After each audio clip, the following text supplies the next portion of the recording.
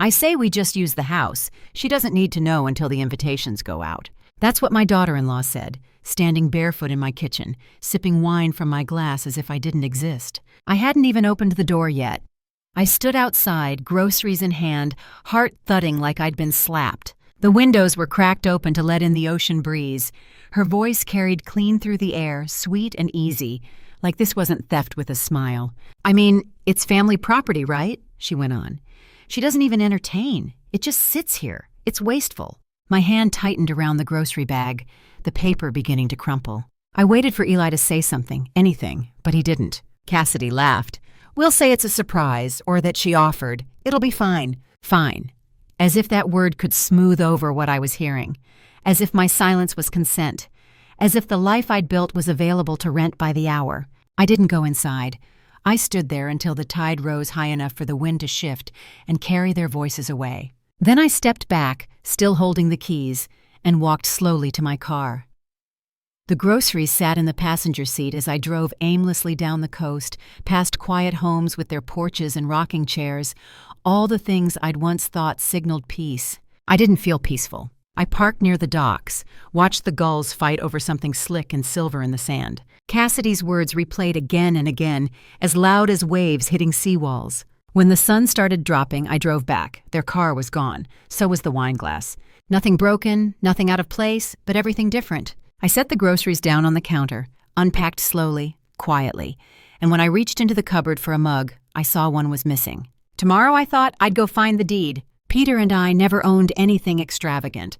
A modest 2-story in Greensboro, shared cars, secondhand furniture, and a porch swing that leaned a little to the left. We didn't mind. We were never building for show. We were building for each other. When he died, it wasn't sudden. It was long and slow and cruel. By the time he passed, I'd memorized every sterile tile in the hospice hallway. The life insurance came 3 weeks later. It sat untouched in the account for nearly a year. Then I drove to the coast, rented a small cabin, spent 6 days just walking the shoreline, and on the 7th, I found the land slope facing the water, old pine trees leaning with the wind. I stood on the hill and saw it, not just a house, but a beginning. I drew the floor plan by hand on loose-leaf paper at Carla's kitchen table. Every wall was measured, every window placed to catch the light. I knew what I wanted, and I built it carefully, room by room, dollar by dollar. This house wasn't inherited. It wasn't passed down. It wasn't gifted to me by a man or a marriage or a family name. I bought the land. I signed the papers. I chose every tile, every hinge, every bolt. Cassidy calling it family property felt like watching someone rename your child. Eli visited a few times during construction. He offered to help, but I told him no. Not because I didn't love him, because I did, but I wanted him free. Free to live without strings. Free to marry, move, fail, or succeed without owing anyone anything. I gave him freedom, but not the deed. I kept that for myself, not for control, for clarity. The papers were in a fireproof box in the back of the hall closet. I opened it that evening. My name was there. Sole owner, no cosigner, no joint title. The keys in my hand felt heavier than usual when I closed the box again. They'd walked through my home like they already owned it. 2 days passed before I heard anything else. I kept mostly to myself. Walked the shoreline early in the mornings, made coffee, tried to let the quiet do its work. But quiet has a way of holding truth in place until you're ready to face it. I was carrying a stack of mail back from the road when my neighbor Helen waved me over. She's the kind who always knows something about someone. And that day, her eyes had that bright, uneasy shine. "I didn't know you were hosting a wedding," she said. "Everyone in town's talking about it." I must have stared too long because she added, "Saw the fundraiser online. Beautiful photos of your place." My stomach tightened. "What fundraiser?" She gave me the name of the site and walked off, still talking about florists and catering trucks that would clog the road. I went inside, set the mail down without sorting it, and opened my laptop. It took seconds to find it. Cassidy Green's profile picture sat beside a glossy header titled Coastal Elegance, the Alden Estate Wedding. My house, my porch, my windows, my deck, scattered across the page like a catalog. Cassidy posing by the rail. Eli smiling stiffly beside her. Even a shot taken at sunset, the kind of view you don't get unless you're standing exactly where I drink my evening tea. Below it, the caption read, "Honoring family traditions by marrying where it all began. Family traditions." There had never been a single Alden generation footprint on this sand before mine. The fundraiser's goal was $10,000. $5,000 already raised. Comments streamed with congratulations and promises to attend. One said, "Your mother-in-law must be so proud to share her estate. Such a legacy." Estate, legacy. Words they draped over my home like borrowed clothes that didn't fit. I clicked through more links. A shared Pinterest board, hundreds of pins, arches, linens, table settings, all labeled Alden Family Home Ceremony. Someone had even written, "The Alden property is iconic, perfect for a forever kind of wedding." It was fiction, but it was spreading like truth. And once a lie spreads far enough, correcting it starts to look like destruction. I closed the laptop slowly, feeling something settle in me. Quiet. Cold. Final. It was time to see how far they planned to take this story they'd written without me. That night, I didn't turn on the lights right away. I walked through the house with the shadows still stretched long across the floor, letting the dimming sun spill through the windows and touch what I'd built. The corner of the hallway where the paint still bubbled slightly from that one humid afternoon. The baseboard in the laundry room where Carla and I laughed for 10 minutes straight after spilling a full bucket of grout. The dent in the bottom cabinet where I dropped a cast iron pan the day I finally cooked for one again. None of it was pretty enough for magazines. None of it glossy or staged. But it was mine. Every scratch an uneven edge. This house didn't host weddings or parties or catered brunches. It held quiet. It held solitude. It held the steady heartbeat of someone who had rebuilt something from ruin. In the guest room, still and untouched, I ran my fingers across the window latch. Peter had loved the sound of wind against the glass, said it reminded him of summers on the bay when he was a boy. I never met that version of him, but this window held a piece of that memory. I moved to the hall closet, pulled the fireproof box down from the top shelf. Inside, everything was in order. Dated, signed, recorded. The deed, the trust, my name printed clean and bold, unshared. The trust had been updated 2 years ago. No one could claim it. Not if I became ill, not if I passed, not even Eli. It was designed that way, by choice. Cassidy could build all the Pinterest boards she wanted, call it whatever she liked. The Alden estate, the family home, the place where traditions began. But she'd never laid a brick here, never bought a nail, never held a paintbrush in her hand while her legs ached from the ladder. I placed the papers back inside gently, like they were the only things that could still hear me. Then I closed the closet door and waited for the sound of their next step. Cassidy didn't call. She showed up on a Thursday afternoon with a woman I'd never seen before and a binder thick enough to hold blueprints. I was pruning the hydrangeas when I heard the front door open. They walked in like they'd been expected. "Hi, Kathleen," Cassidy called out, bright and cheerful, as if she hadn't just let herself in. "This is Melissa. She's our planner. Just doing a quick walkthrough." Melissa smiled politely, though her eyes had already moved past me, scanning the layout of the front entry. I followed them in slowly. My shoes left a faint trail of damp soil on the tile. Cassidy pointed toward the far wall. "Ceremony here. We can clear the seating afterward and reset for dancing. The deck's perfect for cocktail hour, and we'll do a photo corner by the stairwell. That window light is gorgeous." She spoke quickly, like someone who'd rehearsed every inch. "Kathleen can use the guest room that weekend," she added, glancing at Melissa, "or stay with Carla if she wants more quiet." My throat was dry.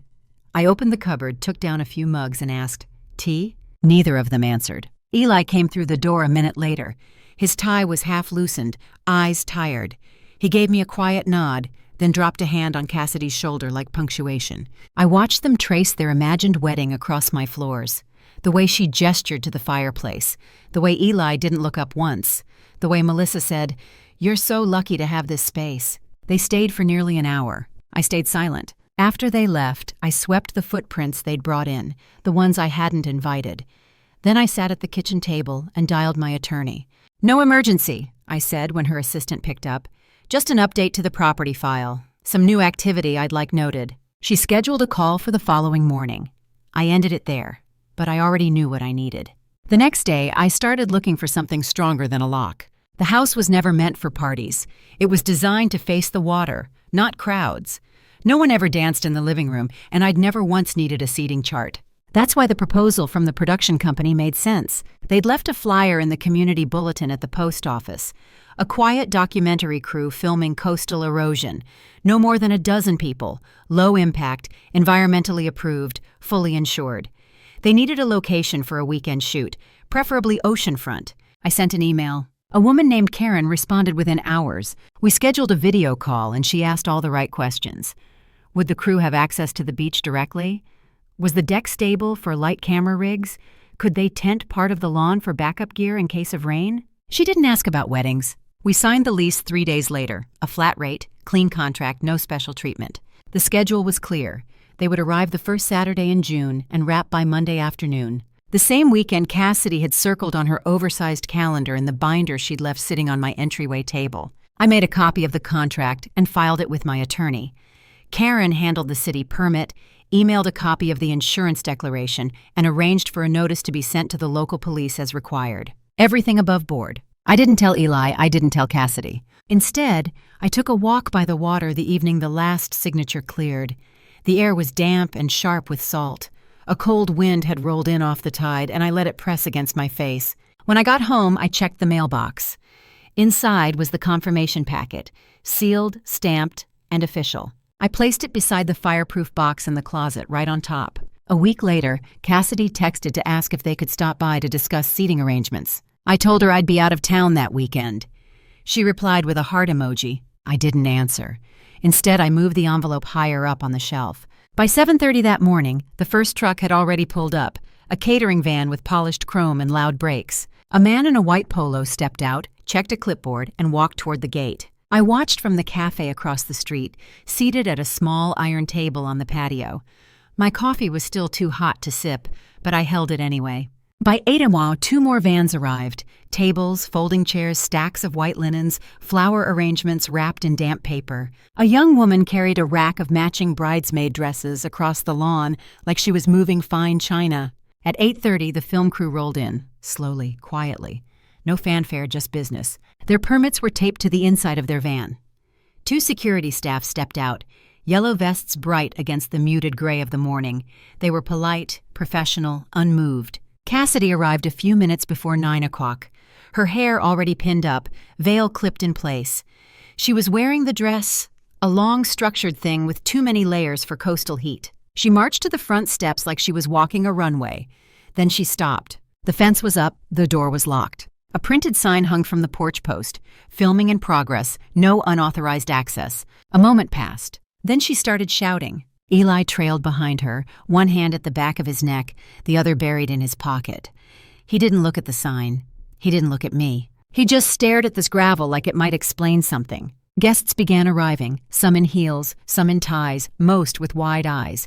A few pulled out phones. One man tried to step past the crew. He was turned away, gently, then firmly. Cassidy's voice rose, demanding names, explanations, apologies. She waved her arms. A security guard handed her a printed copy of the lease agreement. She crumpled it, threw it on the ground. The police arrived just before 10 o'clock.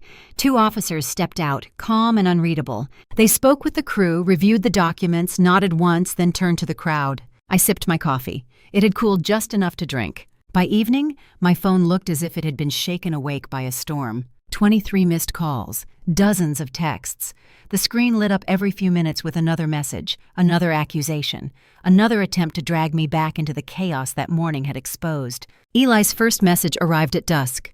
Why couldn't you just let it happen? As if the wedding had been a natural occurrence, like fog or tide, instead of a plan built on assumption and convenience. Another text followed minutes later. You blindsided us. Cassidy's tone was different, sharper, frantic. You humiliated me. You ruined everything. We raised $9,000 for that wedding. What do you expect us to do now? Each message escalated punctuation, disappearing words tightening into jagged, frantic lines. She sent a screenshot of the fundraiser comments, as if strangers on the internet could testify on her behalf. I let the phone buzz against the table until it stilled. Then I picked it up and typed my reply. One message, nothing more. I didn't humiliate you. You did that by lying. I sent it and set the phone down again. The sun had fully dropped by then, leaving only a thin line of light over the water. I watched it fade while the screen lit up once more. Then again, then again. I didn't read the messages. I didn't need to. When the last ring finally stopped, I turned the phone face down and opened the settings. First Cassidy, then Eli.